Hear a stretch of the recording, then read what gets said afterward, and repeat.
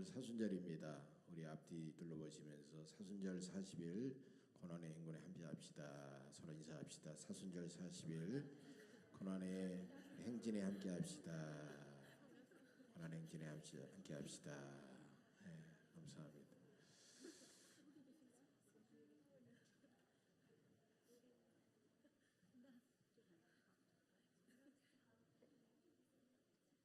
오늘은 회개의 능력과 축복이라는 주제로 은혜를 나누고자 합니다. 어떤 이 목사와 이발사가 시카고의 한 빈민가를 지나가고 있었습니다. 빈민가의 그런 좀 그런 모습을 본 이발사가 목사에게 이렇게 묻습니다. 과연 하나님은 살아계십니까? 하나님이 사랑의 하나님이라면 저 사람들을 저토록 비참하게 버려둘 수 있단 말입니까? 그렇게 물었어요. 근데 때마침 머리가 치렁치렁하고 수염도 깎지 않은 히피족이 그 앞을 지나가는 거예요. 이번에는 목사가 이발사에게 물었습니다. 저 친구는 수염도 깎지 않고 머리도 깎지 않고 치렁치렁한데 당신은 이발사면서 왜 저 친구를 그만두시오? 그렇게 물었어요. 그러니까 아야 그거야 저 친구가 이발을 하러 오지 않기 때문이죠. 만약에 우리 이발소에 이발하러 온다고 하면 내가 수염도 깎고 머리도 다 잘라서 멋있는 신사를 만들어 줄 텐데 오지 않았기 때문이죠. 그러니까 목사가 이발사에게 이렇게 말합니다. 하나님도 똑같습니다. 사람들이 예수님의 십자가 은혜를 알고 하나님 앞에 나와서 회개해야 하나님의 은혜를 폭포수처럼 부어주시면서 구원받고 변화될 수 있습니다. 여러분 이 땅에 공기가 가득 차 있잖아요. 그것처럼 하나님의 은혜는 이 세상을 덮고 가득 차 있습니다. 그 하나님의 가득 찬 은혜가 있지만은 사람들이 그 은혜를 알고 그 은혜를 깨닫고 주님 앞에 나와서 회개할 때 하나님께서는 은혜를 부어주셔서 그 사람을 구원시켜 주시고 변화시켜 주시는 겁니다. 여러분 회개라고 하는 것은 기독교인들이 굉장히 자주 쓰는 말 중에 하나입니다.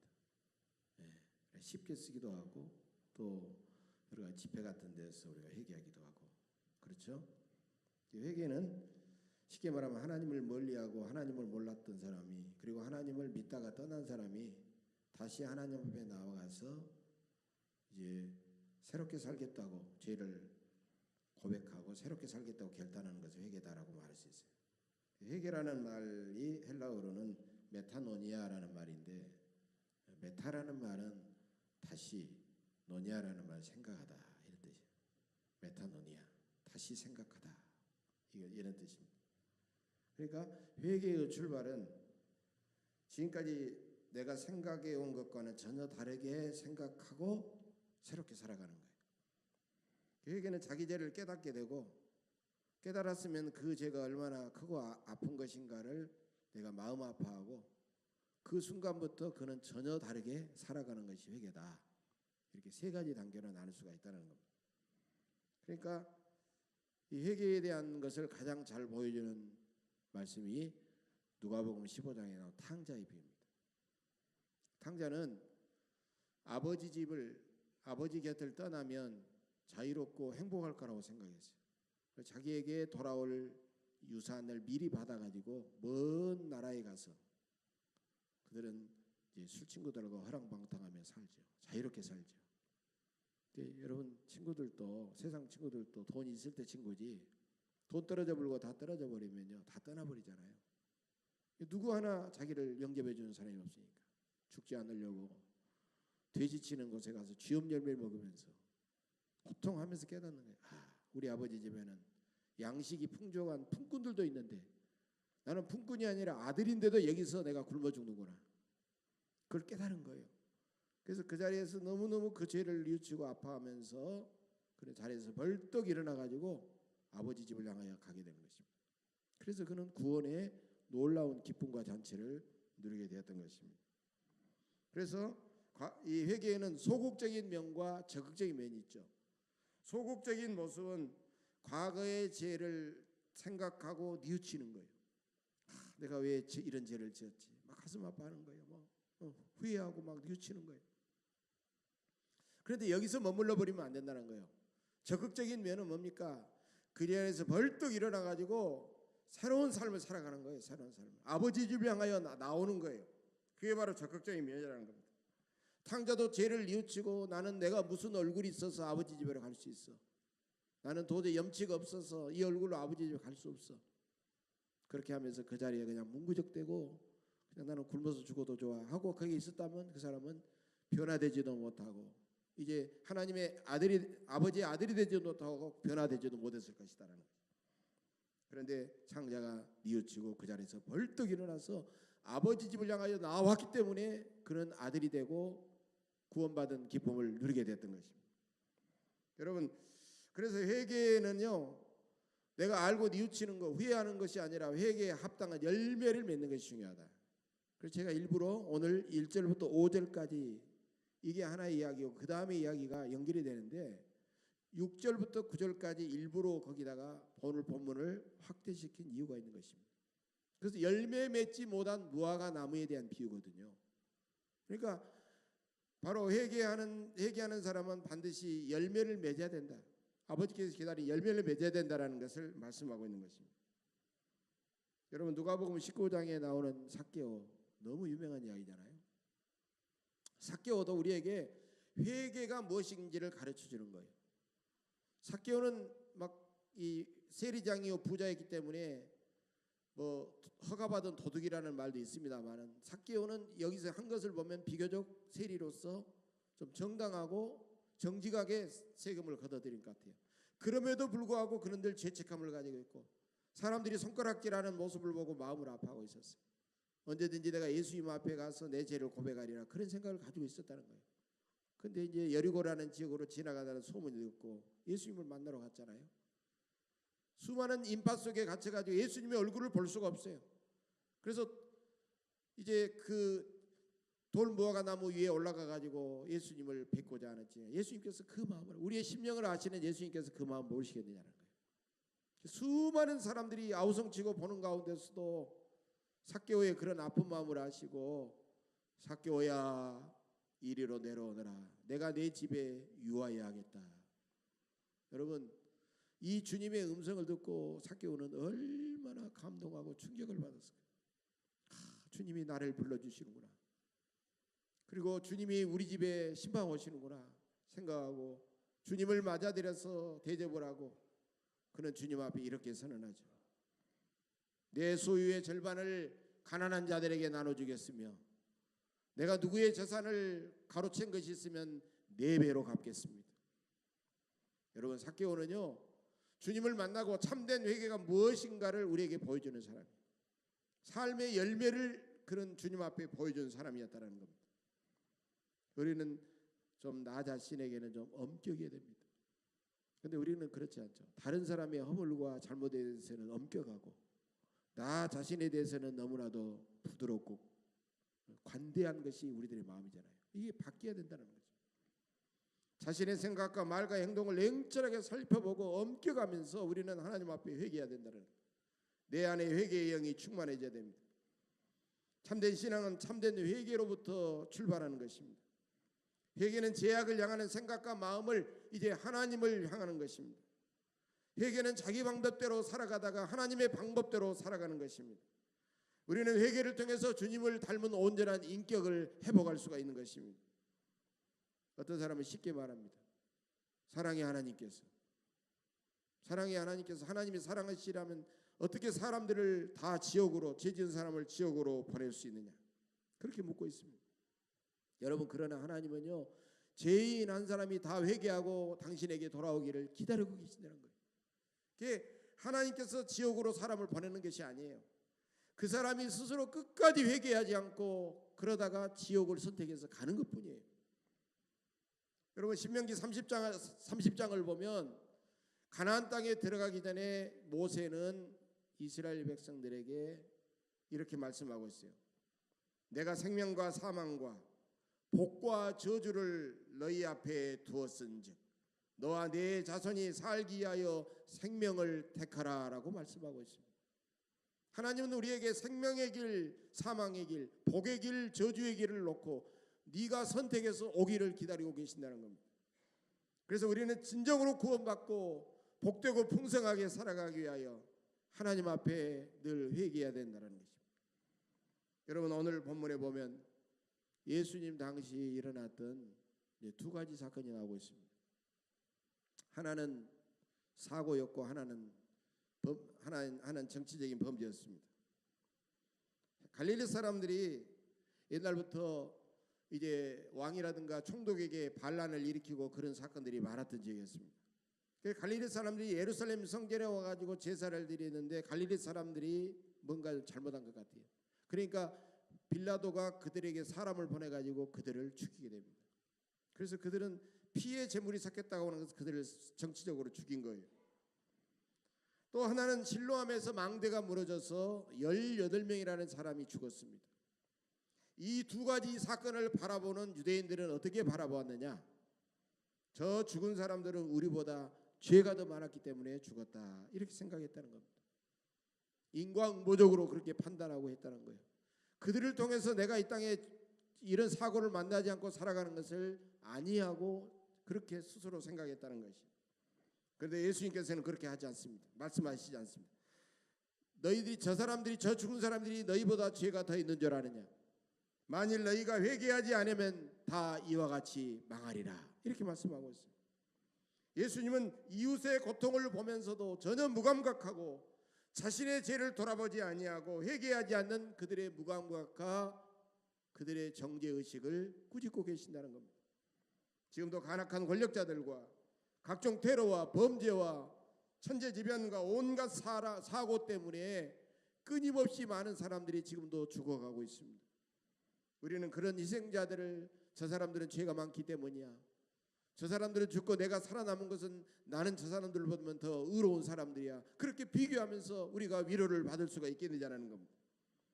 우리 그런 희생자들을 보면서 나를 참아주시고 나를 기다려주시는 주님의 그 은혜와 인내를 생각하면서 우리는 자신의 죄를 더 살피고 하나님 앞에 진실하게 회개해야 될 줄로 믿습니다.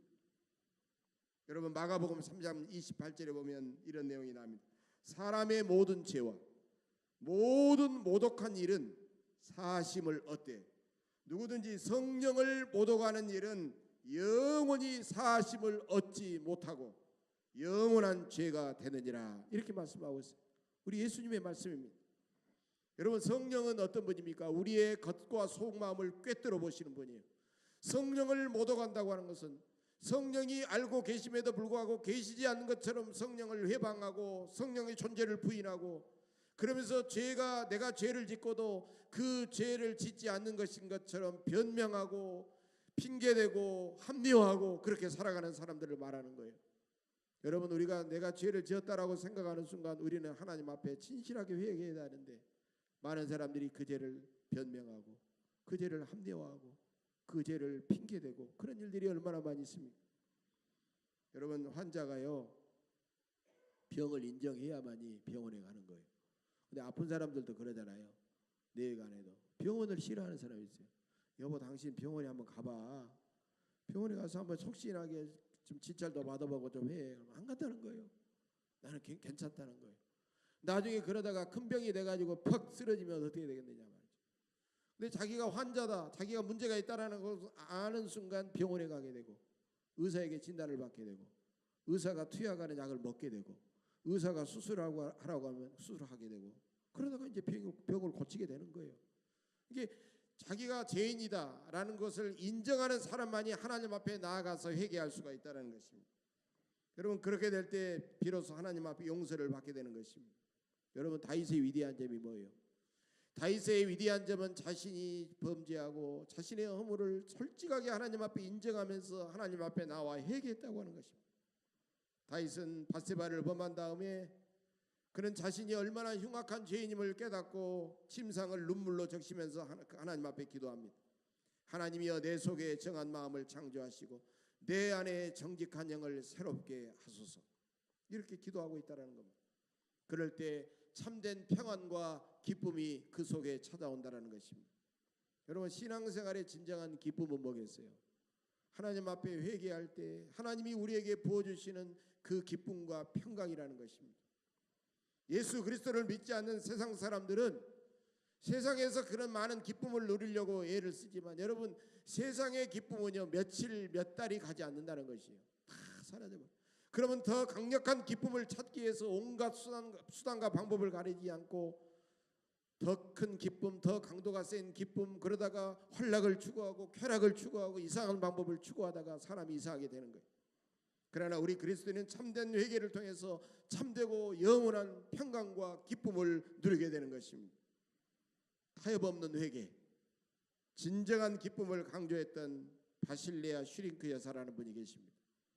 독일의 마리아 자매를 이끌었던 개신교 경건주의 위대한 공동체 지도자입니다. 이분은, 바실레아 슈링크 여사는 회개라는 책에서 이렇게 쓰고 있습니다. 하늘나라의 가장 큰 특징인 기쁨은 회개하는 마음을 통해서 드러난다. 회개는 복음이 통과할 수 있는 유일한 문이다. 회개는 기쁨이 충만한 삶으로 들어가는 입구이다. 회개는 용서받기 위한 전제 조건이며 용서가 있는 곳에 반드시 구원과 기쁨이 뒤따른다라고 그분은 그렇게 고백하고 있습니다. 여러분, 누가복음 13장 34절을 보면 십자가를 지기 위해서 예루살렘 성에 가까이 다가가신 주님은 예루살렘 성을 내려다보시면서 죄를 짓고도 회개할 줄 모르는 교만한 예루살렘 주민들, 유다 백성들을 바라보시면서 이렇게 탄식하셨습니다. 예루살렘아, 예루살렘아, 선지자들을 죽이고 내게 파송된 자들을 돌로 치는 자여, 암탉이 제 새끼를 날개 아래 모음같이 내가 너희의 자녀를 모으려 한 일이 몇 번이냐.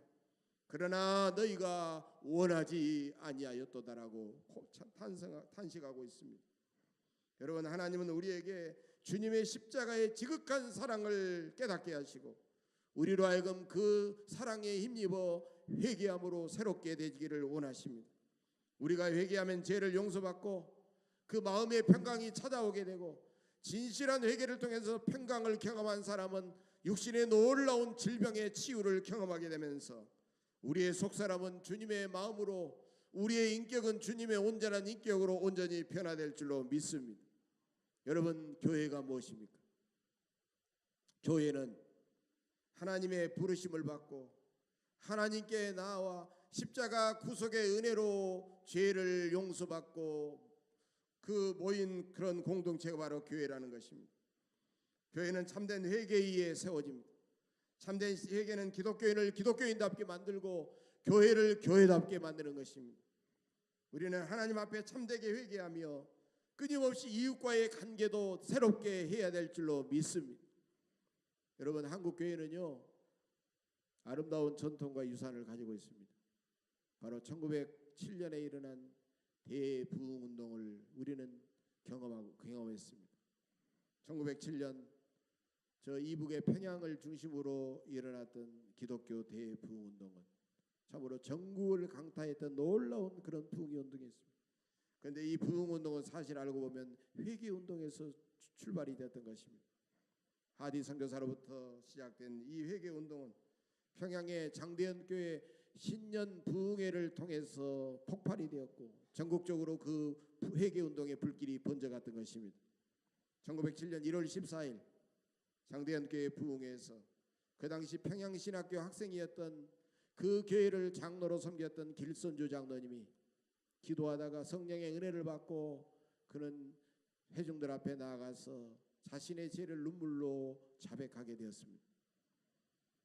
길선주 장로는 1년 전에 자기 친구가 죽자 그 유산을 정리하는 과정에서 친구가 길장로 하면서 자기하고 친하고 또 장로니까 잘해줄 줄 알고 자기의 재산을, 엄청나게 많은 재산을 자녀들에게 또 일부는 교회에다가 이렇게 내놓도록 그렇게 재산 분배를 그렇게 부탁을 하고 세상을 떠났습니다.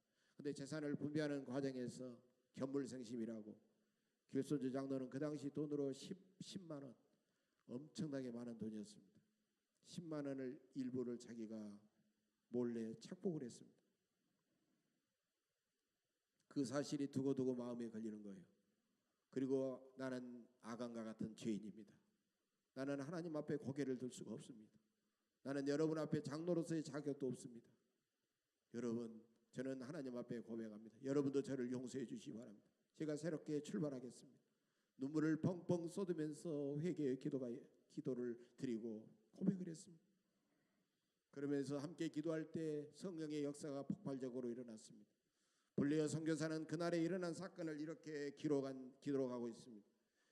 그날 밤 부흥에서 길소조 장로의 자백을 출발로 교인들은 자신들이 지었던 죄들을 낱낱이 다 나와서 고백했다.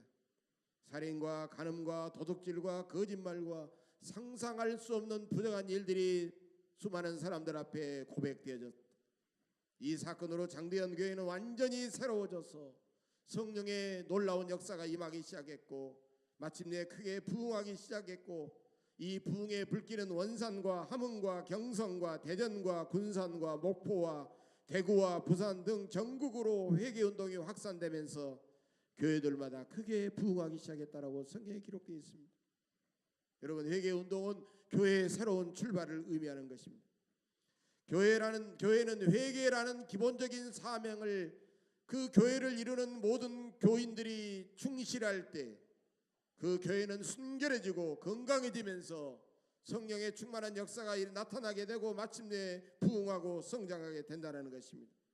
교회의 정결함과 부흥의 능력은 진정한 회개에서 나오기 때문인 것입니다.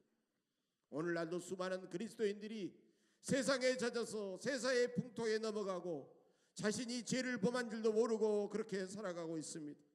황금 만능주의, 교권 싸움, 향락주의, 인본주의, 영적인 태만, 이기주의, 세속주의, 그런 것에 깊이 빠져 있습니다. 우리들은 나 자신도 모르게 거기에 젖어가지고 그렇게 당연히 그런 줄 알고 그렇게 살아가고 있습니다. 죄와 못된 습성에 매여 우리도 살아가고 있습니다. 우리가 하나님께로 온전히 돌아가 회개하고 하나님의 십자가 구속의 은혜를 생각하면서 하나님의 긍휼을 간절히 구하면 하나님은 마침내 우리의 죄를 십자가의 보혈로 덮어버리시고 우리를 용서하시고 우리에게 풍성한 평안과 기쁨을 내려주실 줄로 믿습니다.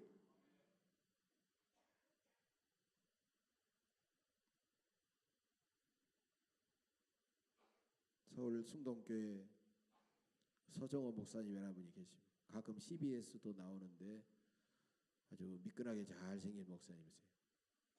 지금도 아마 계실 겁니다만 서정호 목사님이 젊은 시절 목회하면서 경험했던 경험담입니다. 이분이 부산에서 30대 초반에 담임 목사로 목회할 때 부산 국제시장에서 장사하시던 장로님, 시모 장로님과 그 교회 협동 안수 집사님이 무슨 일로 싸웠습니다. 싸웠는데 말다툼만 하는 게 아니라 서로 밀치면서 심각하게 싸움을 했습니다. 주변 사람들이 난리가 났어요. 구경할 정도로 그랬어요. 그런 큰 교인들 간의 싸움이었기 때문에 한두 시간도 되지 않았는데 목사님의 귀에까지 그 소리가 들려왔습니다. 그날이 하필이면 토요일이었습니다. 근데 그 장로님이 밤늦게 서정호 목사님한테 전화를 했습니다. 목사님, 제 소식을 아마 들으셨을 텐데 너무 죄송합니다. 그런데 하필이면 내일 제가 대표 기도를 맡았습니다. 제가 어떻게 이런 얼굴로 하나님 앞에 기도할 수가 있겠습니까? 제가 어떻게 교인들 앞에 고개를 들고 제가 장로라고 기도할 수가 있겠습니까? 도저히 기도할 기분이 아니니까 죄송합니다. 다른 장로님께 부탁하셔가지고 기도를 좀 바꿔주십시오. 제발 부탁입니다. 근데 서정호 목사님이요, 그때 이렇게 써요. 내가 만약 60대 목사였더라도 장로님 그러시겠네요. 너무 힘들겠네요. 알겠습니다. 이렇게 이야기했는데 30대 초반 목사예요. 얼마나 원칙에 철저하고 얼마나 패기가 있는 목사입니까? 이게 이제 물불을 안 가리잖아요. 이게 그런 젊은 목사잖아요. 장로님, 안 됩니다. 기도하십시오. 장로님, 우리가 의로워서 주님 앞에 나갑니까? 우리는 세상에 살면서 끊임없이 넘어집니다. 목사님이 의로워서 설교합니까? 장로님이 의롭고 완벽해서 대표 기도합니까? 우리가 다 부족하고 허물 많지만 우리는 하나님 앞에 믿음으로 나아가서 십자가 붙들고 하나님 불쌍히 여겨달라고 기도하는 겁니다. 장로님 기도하세요. 너무 강하게 이야기하니까 이 장로님이 코가 쑥 빠져가지고 목사님 알았습니다. 할 수 없이 하겠다고 하는 거예요. 이분 연세가 상당히 많으신 분이었어요. 70이 거의 가까우신 분이에요. 기가 막힌 거예요. 그런데 평소에 보면 목사님이 이렇게 보면 1시간 전에 오셔가지고 막 이렇게 교인들도 마중도 하고 환영도 하고 이런 분인데 그날따라 장로님이 안 오시는 거예요. 아이고 큰일 났다. 결국은 안 나오시는구나. 어떤 장로님한테 기도를 부탁할까. 이런 생각을 하고 이렇게 있는데 장로님이요 1분 전인데 막 저기서 나오는 거예요. 목사님이 막 가슴이 뛰더라는 겁니다.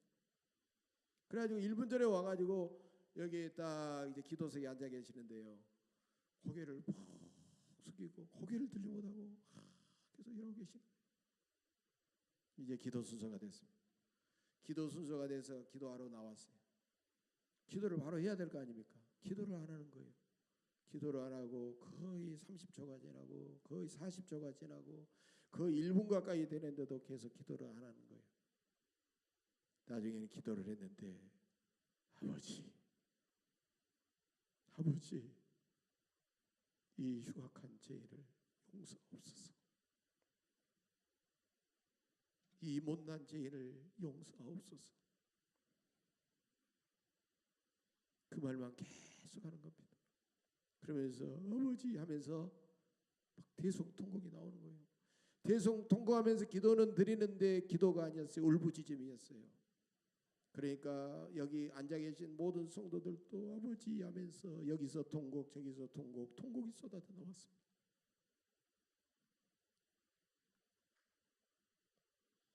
서정호 목사님은 그 순간을 평생 자기가 목회하면서 가장 인상적이고 인수적인 순간이라고 그렇게 고백하고 있습니다. 참된 회개는 여러분 진실한 눈물의 회개입니다.